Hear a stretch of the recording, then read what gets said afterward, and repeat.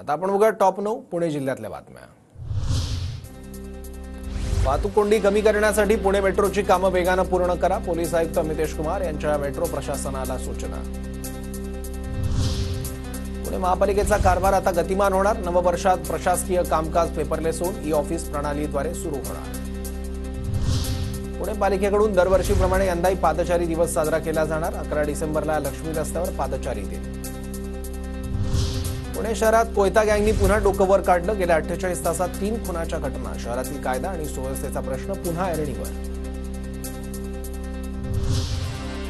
पुणे विभागातील रेल्वेच्या 80 इंजिनमध्ये फॉग पास डिव्हाइस उपकरण बसवण्यात यश, दाट धुक्यातही रेल्वे गाड्या सुरळीत धावणार।